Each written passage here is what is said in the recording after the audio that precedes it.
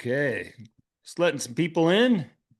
Almost 12:30, so always good to catch up with Rod. Brian, good to see you, buddy. Good to see you as well. Hello. Hey, Sheila. And Hey, Brian, Sheila, how's Brian. hello. how's your Montana life, Brian? Fantastic. Loving every day. God's country.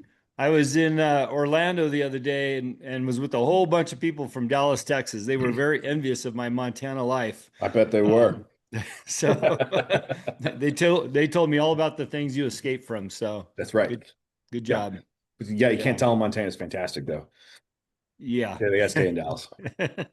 Oh, so you're already converting over to I'm that already person. converting. Yeah, yeah. Good job. All right. Hey, Sheila, how you doing? Doing awesome. It's a Love it. beautiful day in Montana. Really is. Love I'm that loving the fall. blue skies. Yep. The Love it. crisp weather. Awesome. I love your backdrop, Sheila, but we need some, orange larch in there to make it more seasonally appropriate. Doesn't my shirt count? No, I can't use this, Rod. Well, that was good That 2 months works. ago. Yeah, I'll take it. It's a fall color. I'm gonna go with that. Yeah, I should put on a hunter orange vest or something. So It is definitely the season for that.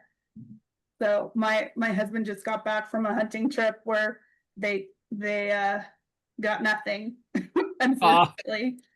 that's what we call taking your rifle for a walk in the woods.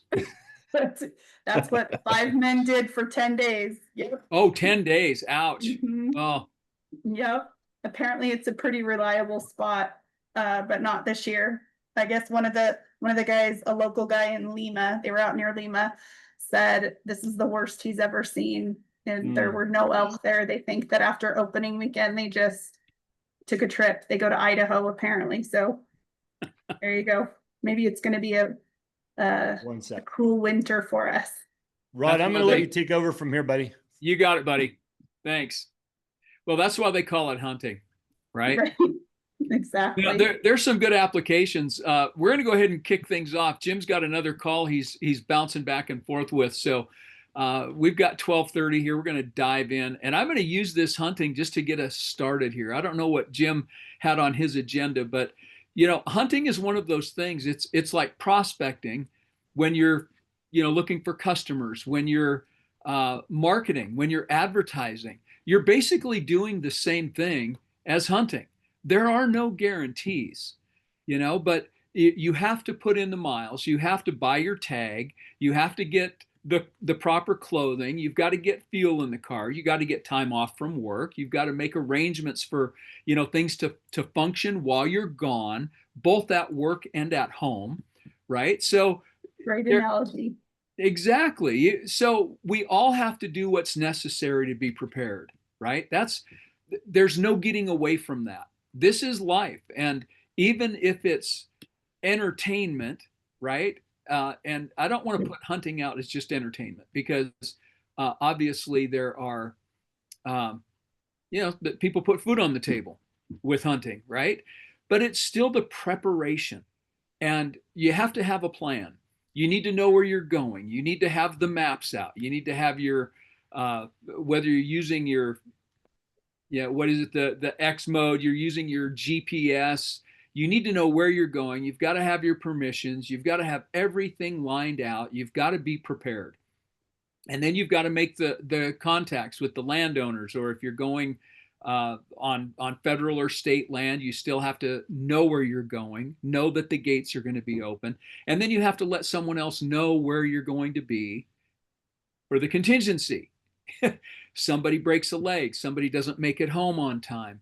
And we've had that happen in our household where, a son-in-law didn't show up for hours and they were actually crawling in caves in the wilderness, right? And no cell service, nothing to do. So having a plan is essential. How are you going to prepare? And we always talk about the business plan. It's not just the short-term plan, it's the long-term. What's your 5-year plan? Being prepared, being ready, and then doing it. Again, I'm sorry, Sheila, your husband didn't get anything after 10 days, but it doesn't mean he didn't go through the steps. you still have to go through the steps. And then you have to learn from that. Maybe it's just look for some new areas. I think after 5 days, I probably would have pulled camp and gone somewhere else. Right. So what's your backup plan? And there's the next thing. It's not just good enough to have a plan. You have to have a backup plan. What are you going to do when things don't go your way? Better back up a second and make sure that we're covering the ground rules again. Jim's always good about that. Make sure you're using the chat. Put your contact information. If you've got something to say, if you want to raise your hand. The last couple of times people were saying they didn't see where to raise your hand. It's in the react icon on the bottom of the screen, and then just hit a raise your hand, and that way I'll know you've got something to say, and I'll pull you up. So that being said, with the hunting analogy, we'll dive right in real quick. We had an incident in my household this last week where we had to call emergency services, and that's the other thing. What are you going to do when you're hit with the unexpected? And I want to bring this into the business realm, right? But it also applies to your home life. We all need to have a plan. We hear it. I've even heard public service announcements on the radio. If there's a fire, do your kids know what to do? Do you know what you're going to do? Do you have a go bag or a box that with the important documents? If the whole place goes up in smoke, what are you taking out of that house? Besides your loved ones, your pets, what are you taking with you? And is it accessible? Is it ready to go? That's part of your prep. And if you haven't thought about that, think about it today, and get it ready to go, because none of us have control of the future, and we've got to be ready. So business analogy wise, again, having everything, your business should be able to function without you for, Sheila, 10 days, 10 days, 2 weeks, 30 days. What is the plan? You end up in the hospital. If you have to go to an emergency for a family member. What is the plan? What's your backup plan? And can you carry on? Can you keep working from remote location? What is your plan there? Are you set up with the right technology to keep things up and keep things moving? So all of those things we need to be ready for, and preparation is everything. So what I want to do is I want to hear from some of you on the call, and I'm going to have you raise your hand first. If you don't, I'm going to go around the circle here on my screen. What have you done, or what have you seen in your business that is a tool or a trick, something you've learned that you can pass on to the rest of the group that might just be a tool they can put in their arsenal? And then, of course, if you've got any needs, wants, give backs, throw that in as well. So what is the first thing that you can think of? How can you prepare for not being, if you got called out, you can't be in your business tomorrow? Are you ready to go? I mean, that's the first question. Can you do it? Can you step aside? Can you step back? And what's the next thing? And if you're stepping out of the business, what are you doing at home? What can you do with that? Anna, I see you there, and I'm going to have you go ahead and unmute. You've got a thumbs up. So to me, that's a reaction. I'm taking it like a wave. Anna, weigh in on that, please. There you go. Okay. Good afternoon, Rod and everybody. Yeah, I've been thinking about this lately because my word for 2025 for business was consistency. And it's difficult for me to be consistent because no 2 days are the same, but I was going to do it. And now here in the fall, I've seen that I have improved greatly in consistency, but there's actually another quality that's under consistency, and that's discipline. So discipline, turns out, was more important. You can't just aim for consistency. You have to build the discipline first. Absolutely. Great piece of advice. And that's, discipline without, or consistency doesn't happen without discipline. I guess that's the long and the short of that. Perfect. Thank you, Anna. Couldn't agree more. Brian, you've got your hand up.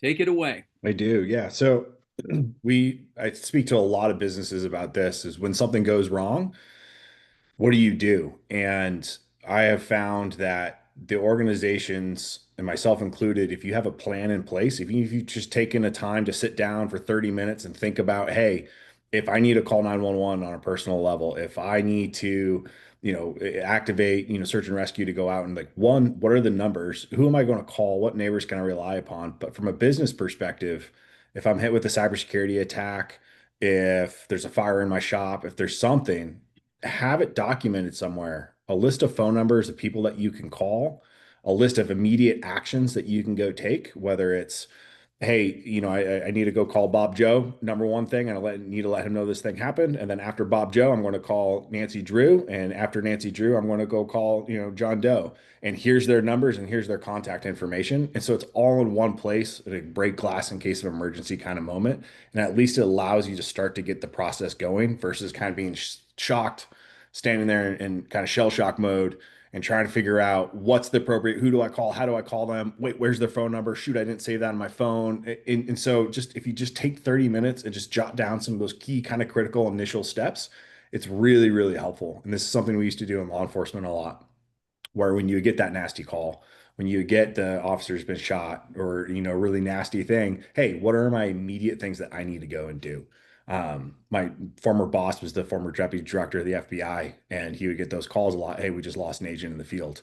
And he would call out his battle card. He would pull out his battle card and it'd say, I need to go call this person. I need to notify this person. I need to send this email out to, senior staff. And then I need to call the family. Right. And he'd have all the information he needed right there and take the guesswork out of it. So just something we've seen be really, really successful and helpful for people in crisis. Did they have that in an SOP, standard operating procedure? Did they have it in a manual or Yeah. so it's posted somewhere and everyone knows where it is? Yep. So from a cybersecurity perspective, it's called your incident response plan. So if you're hit with a cybersecurity attack, here's what we're going to do. Who's my outside counsel? This for larger organizations. Who's my outside counsel? Do I have a first responder cybersecurity firm on retainer or a number that I can call and say, hey, I turn on my computer today and there's skull and crossbones or somebody's blackmailing me. Like, what do I do? Do I have that number ready? Do I have my key business partners' numbers offline because maybe my computer's not working? And what are their contact information? So I have all that stored somewhere. And then for the rest of the organization, when I see a skull and crossbones on my computer, or I see something suspicious, who do I tell? Who do I notify?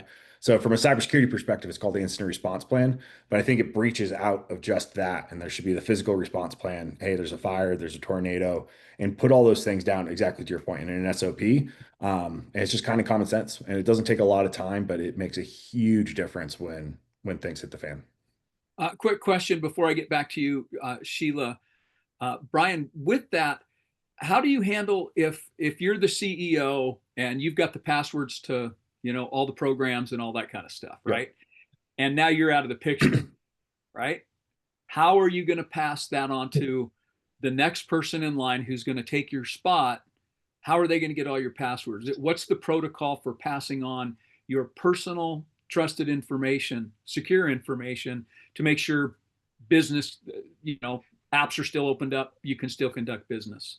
Yep. So like scenario, I'm in Turk and Caicos having a great vacation. Something goes really bad in the business and I need my number two to kind of step in and be able to access those accounts. Is that kind of the question you're asking? Correct. Yeah. Yes. So there's some technologies that can help with that, right? Things like password managers are relatively cheap tools that you can get where you can get somebody else access to those tools to make sure that they're set up. But it's also about architecting your business in an intelligent way. And by that I mean give your number two administrative level access into some of those other systems for that break glass kind of moment and make sure they're trusted individuals and things like that. Or having an administrative account set up that's just kind of a break glass in case of emergency moment and sometimes you're going to have to pay for another license or something like that. And so you got to be kind of cost conscious about that, but it's really, really helpful just in case one, if the CEO's password gets compromised or you forget it or something like that, you have another way into that tool where all your critical data is. So we always recommend it's creating a user called admin and setting it a password. And then you share that password with some key individuals, or even write down on a piece of paper and put it in a safe. And so there's that break glass in case of emergency moment. I like that. I'm going to use that break glass moment. Yeah. Yeah. Perfect. Sheila, I see your hand up there. So Brian just covered a couple of the things I was going to mention. So password management is huge. We always have more than one password for anything that's critical, and we use LastPass to share it among parties that could use it, or backup plan. Cross training is big for us. So I always make sure that more than one person is able to do anything. Really, it covers everything in our business. We always have overlap. And test it. That's the other piece, is make sure before you need it that it works. So we actually do this on a pretty regular basis. We make sure the passwords are working. When we set something up, we have both people, we set it up for 2 people and we have both people log in, that kind of thing. So, there you go. Excellent. Thank you. And I don't know if you jumped on the chat there. Justin Myers was asking for your contact information, Sheila. So Sure. make sure you can get that to him. Might be able to help you out there. Thanks. You are welcome. All right. Well, let's go around. Riley, you're up next. I've got you on my screen. Let's weigh in. How you doing? Yay. What do you got? Good to Good. see How are you. you? Good. Okay, so I was just thinking, well, one is like to go back to like what Anna was saying about consistency and discipline, is that I've been thinking a lot of about this week about motivation, and it doesn't exist. Motivation is a scam, and consistency and discipline are literally where it's at. So that is something that I am also implementing in my business. Um, I guess like my fail safe for in my business is communication. I feel like I over communicate everything in hopes to get ahead of any problems. Um, it's just a lot of communication with clients, with vendors, with um anyone that I'm interacting with in my business. Well, communication is always top priority. I think all of us can do a better job at that, even. But yeah, definitely communication. What a great idea. And I have to agree and disagree with the motivation thing, because sometimes if you lack discipline, the motivator is the guy with the cattle prod, right? That motivator is the one who gets you to activate your discipline, right? But ultimately you have to do it yourself. But you are right.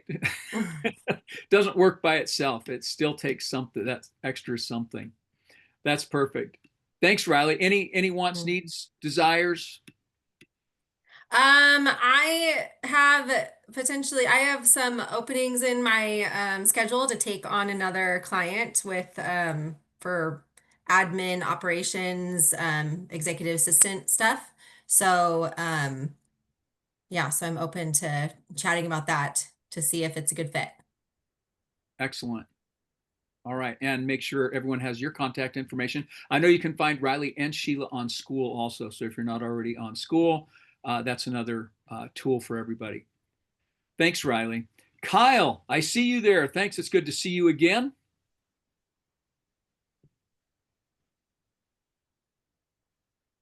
Did you find that unmute button, Kyle? There we go. There you go. Sorry about that. Quite all right. Good to see you. Found it. Yeah, good to be with y'all. I guess to follow up and contribute here, in what was said, always have a plan. In football, there's a term called sudden change. Every play, anything can happen on a football field, and you have to be able to, have this mindset of sudden change and being able to be prepared for these moments that, you run into a wall, right? You're literally running into a wall of people that are trying to kill you if you're playing offense. And, you have to, as a defense, have to set a perimeter that nobody can get around.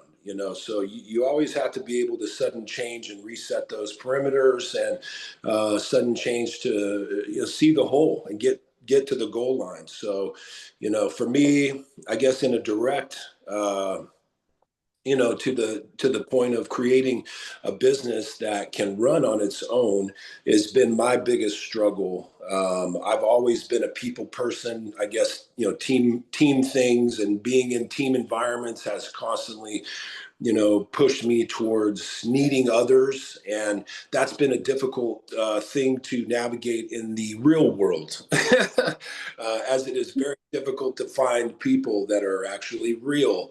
And so, especially in business. So personally, I do a lot of football training.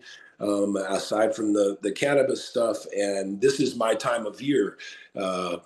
Seasons are ending, all these things are happening where I'm going to start getting calls from agents and training kids to go for the dream. And the ability that I have is now a 50-year-old is a lot less than what it used to be. To be able to get down in that dirt and show these people what to do. So I've, long story short, created, I've been working on different pieces of equipment over the years, and I've finally found my concept for my idea that I believe can be put into, a gym piece that can, flawlessly and coachlessly turn someone into what it is I would personally coach them into. And that's been a hard process to figure that out so that I could create something that I could then take into business. Now, ironically, after all the lines continue to run out of trying to work with people, how can I find a business that can work on its own, even without me? And so I'm really excited about, I'll be back on some stuff here and updating the progress of a piece. I went down and had a great meeting with a guy who builds gym equipment, ironically an ex-offensive lineman, so he gets exactly what I'm saying. And I'll have a piece here to put out into the workout space, the gym space, and sell a piece of equipment that, could be something that finally could be the thing for me. In being able to have something that can, as long as I line up production lines and everything else and put it in paper, with the right documentation, forever my kids will be able to, monetize this. I'll be able to have that, as I get older, and I don't have to go out there and run 40s and throw people around and, learn how to continue to break my body down. And so I'm excited about that. And, what the future holds, that I've finally started to focus on something that can run on its own and, carry on what it is I want it to do. That's what Rachel talks about a lot with Simon Sinek in the why. That's your why, and you're solving for your why. And I will say the caveat, I love what you're talking about here, Kyle, that you want to have something that carries on. A lot of business people that I've seen and have done work with have a problem letting go. They have a problem letting someone else do their job, right? So the fact that you're already looking at that, saying, hey, I want to be able to let someone else do this, that's a sign of maturity. And I think every business owner needs to get that. Rachel, would you weigh in on this, please, or tell us what wants, needs, desires you have? I like it. Thank you. Yeah. So we did our status call for the Sunday brunch team today, like we do every Tuesday. And they decided that they should institute a reoccurring portion of our status meeting called Rachel's Ramblings, because that's really hard to keep me on topic, because it's like everyone's supposed to give their 3 priority items for the week and what they're working on. And I'm like, oh, I got this and I got this and I got this. And that deals with new business and that deals with some client. And this is a networking event. And so anyways, I've got some Rachel's Ramblings for you guys. All of you are business owners and leaders, and it's November 11th. And I am kind of kicking myself that I didn't say this earlier. If you haven't already figured out what you're doing for your holiday gifting, it's time to do that right now, because you've got to get your client gifts locked and loaded, and you want them done so they can go out the week right after Thanksgiving. And you might be like, well, oh my God, like I never gave a client gift before. It's really important to take this opportunity once a year to tell your clients thank you, to have appreciation for them. Even if your gift this year is you're going to write handwritten notes to everybody and thank them for being a good partner throughout the year, it doesn't have to be expensive. It has to be thoughtful. So I've done years where I've done a really nice card. I've done years where I got really creative. And one year I think it was the first year I did 75 hard. I was really into everything Andy Frisella in First Form. And I literally got a bunch of protein bars and I put them on sticks and I did new wrappings around them and made them into bouquets. And there were bouquets of protein bars. So some years I got really creative. Last year, I think we gave everybody was starting to come back from travel after COVID. We gave everybody embroidered packing cubes, and it was a message about getting organized in the new year and with your travel. And we're a marketing company, right? So we're creative with what we do. This year, I just placed our order today for what we're going to be sending out. I'm really excited about it, and I'm a little embarrassed that I'm late because I feel like by this time normally I'm done. But I'm really pleased with what we're going to be shipping out. And once I have them, I'll share it with you guys. Set a budget for yourself in terms of who you're gifting and how much you want to spend per unit. And don't forget postage. One year I had a really cheap gift for everybody, but I didn't think about the postage that for like the ones that I had to mail, and it totally blew my whole budget out the water because the few that I had to mail like totally swayed my whole plan. But I learned a good lesson. So think about your holiday gifting if you haven't already. That was a Rachel rambling. And then other thing I was going to say is about end of the year gifting. Shoot. I don't know. I lost it. Whatever it was.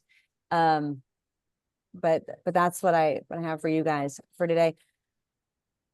Rod, was there something else I was supposed to respond to? No, but you just reminded me that I got my dentist to start a what do they call it? A treasure box for adults. Oh, because like treasure boxes for kids at the kids dentist. Oh, that's and clever. I told her, I said, I hate going to the dentist, but you could probably help me out with a treasure box. So she started one a year and a half ago, and I like going to the dentist now because if I'm having work done, I get to go to the treasure box. And she has like lottery tickets, and there's stuff for women in there, bath bombs and stuff. But she also has little bottles of alcohol, the little plain bottles. And so I was thinking, when are we going to have Lynx airplane bottles? That would be great holiday things. Just saying. I don't know what's required to brand Lynx. So you know what, Ron? Bottles. I love the idea. And we actually have them. But we do. Yep, but you can't order them. You have to like get them. You got to know somebody. Can my dentist get them? I'll talk anyway, about that. Yeah, I did remember the other thing I was going to say. This is just Okay. a gentle reminder. If anybody did want to get on the David Meltzer office hour show, December 9th or 10th in Las Vegas when we're filming, put a little like note that you want to try to get that locked down by this Friday. I've got a call with the producer on Friday. And there's just a couple spots left. So if that's on your wish list is to be on the office hour show, then please let me know before Friday and I can secure that spot for you. Excellent. That's it for real. Okay. All right, for real. Thanks, Rachel. Thank you. Justin, I know you've been walking but you've been consistent. You're on and off. You're in the car, driving now. Can you unmute? Give us your thought of the day. Well, I'm glad you called on me now instead of 5 minutes ago when I was stuffing my face with Taco Bell. So perfect timing on that. No, let's see. So I'm kind of I'm a solo guy. I do home remodeling. I call in guys when I need help. But I walked around they had a Porsche 911 event in Eureka Springs, Arkansas this weekend. And I went to that and I follow probably a lot of similar folks that everybody else does, but Sean Whalen has a thing where one of the stories was they're walking down the beach and it's like, how do you get a $26 million beach house? And it's like, hey, who do I need to become to get the $26 million beach house? So I'm kind of at that point since Saturday of saying, hey, who do I need to become where one of these Porsche 911s is number one, reasonable and achievable and make sense, and that I can actually drive it when I'm not going to pick up materials and haul them to the job and all that stuff. So I'm kind of in a, I don't know, in a blender at the moment, just trying to read what does all this look like? Do I not pass it on, but bring in crews to do it where I can show up and supervise instead of, we call it get off the truck. What do I got to do to get off the truck? So I'm just kind of rolling all of those things around and trying to figure that out as I go. Well, thanks, Justin. I appreciate you sharing that. And you know what? It's not, I think everybody on this call has probably gone through that. You know, as a business owner, what is it taking? What will it take to get to that next level? How do you scale? That's the conundrum, the puzzle, that everyone's looking for. What's that hack? And I can tell you, I'll give you this one, and I know you're already on it. Hard work. Just keep going, but have a goal. You've already got your goal. Hard work, find the right mentors, and have a plan. That's the top three right there. And throw the time thing. Everyone always says, have those goals and put a time on it. And yeah, you do. But I'll go back to Kyle until you run into the wall, or the wall runs into you, and then you have to readjust. So sometimes you're there, and sometimes you get set back. How many, look at David Meltzer, who, went bankrupt after having millions, and then you got to start over.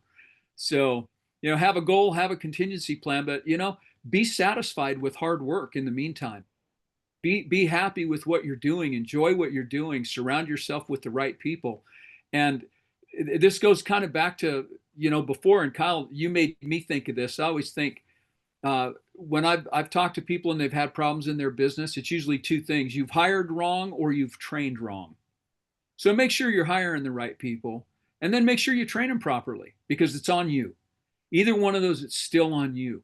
So hire right, and train by example. And that means hard work. We're out of time. I didn't get a chance to call on Lacey before she jumped, but I appreciate all of your input. I like seeing your faces here. I trust you're going to have a great week. If there are any veterans here, happy Veterans Day as well. Don't want to be remiss with that. Appreciate your service all the way around. Thank a vet today.